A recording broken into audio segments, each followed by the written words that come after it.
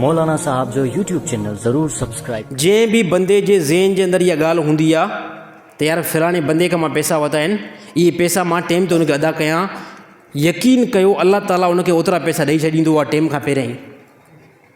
असांजे ज़माने में पैसा वठी करे बग़ैर टेंशन खां घुमंदो वठि, त टेंशन न हूंदो आहे न, टेंशन न हूंदो न, पोइ ख़ुदा बि न ॾींदो। हिकिड़ी ॻाल्हि ज़हन में रहे त जेकॾहिं अगरि कोई बि बंदे खां तव्हां पैसा वठो था न, उनखे पैसा नथा ॾियो वापसि, न ॾियण जो रीज़न इहो आहे, यानी अॻिले बंदे जी इहा नियत न हूंदी त मां हिनखे पैसा को वापसि ॾियां। असांजे ज़माने में मां पहिरियों ॻाल्हि कई, मां कर्ज़ु कंहिंखे बि न ॾियो। काफ़ी माण्हू मुंहिंजे ख़िलाफ़ु चए यार साईं कीअं थो ॻाल्हि करे, कर्ज़ु कंहिंखे न ॾियणु। मां चयुमि हिन टाइम अगरि कर्ज़ु ॾींदव न, पोइ ॿाहूं वरी तव्हांखे ॿधणियूं पवंदियूं। हिकिड़ो ईअं वीडियो आयो त हिकिड़ो हरमा अचे थो हुनखे इलाज थो करे, यार हे साईं ॿाहूं वधंदो, यार मुंहिंजी मजबूरी आहे, मुंहिंजी बीमारी आहे, मुंहिंजी जेको आहे न घर जे अंदरि ॿार जेको आहे बीमार आहिनि, हीअं ॿाहूं थो ॿधसि बाक़ाइदे, यार मूंखे जेको आहे न अलाह जे वास्ते 10,000 रुपया कर्ज़ु ॾे। हुनजो कॾहिं ॾींदे, हिकिड़े हफ़्ते में ॾींदोमांइ, हिकिड़े हफ़्ते में।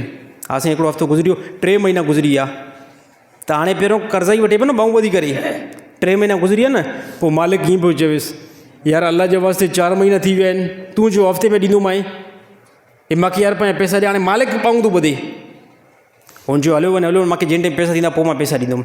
त असांजे ज़माने में ईअं बदमाशी थी हले। पहिरीं ॻाल्हि, पैसा कंहिंखे बि हथ में न पकड़ायो। पैसा अगरि कंहिंखे तव्हां उधारा ॾिना बि सही न, मां चवंदो जेकॾहिं अगरि बिल्कुलु हिकिड़ो ॾिसो था न, सफ़ा पको माण्हू आहे, दीनदार माण्हू आहे, अल्लाह जो ख़ौफ़ ई न कया, हे पैसा वापसि कंदो, त अहिड़े माण्हू खां मां तव्हांखे नथो रोकियां। बाक़ी ॾिसो था हिकिड़ो माण्हू लॻे 2 नंबर तूं 2 नंबर माण्हू आहे, धोखोबाज़ आहे, त पैसा अगरि हुजनि बि साईं, उनखे चयो साईं मां वटि पैसा ई न आहिनि, ॻाल्हि ई ख़तमु। पैसा बि तव्हांजा हूंदा ऐं सुभाणे इलाज बि तव्हांखे करणा पवंदा। त असांजे ज़माने जे अंदरि अक्सर अल्लाह जो ख़ौफ़ बंदनि खां निकिरी वियो आहे। छाजे करे हिकिड़ो बंदो जेको बेनमाज़ी आहे न, इन ॻाल्हि ते नोट कंदा कयो, जेको बेनमाज़ी आहे न, जंहिंखे अल्लाह रब्बुल इज़्ज़त बणायो, अल्लाह पैदा कयो हिनखे, अल्लाह हिनखे जवानी ॾिनी, इहो ज़ालिम अल्लाह सां सचो न आहे। त सुभाणे अगरि तव्हां हिनखे पैसा उधारा ॾींदो, तव्हांखे बिल्कुलु पैसा न मिलंदा, पोइ माफ़ु करे छॾियोसि, माफ़ु करे छॾियोसि।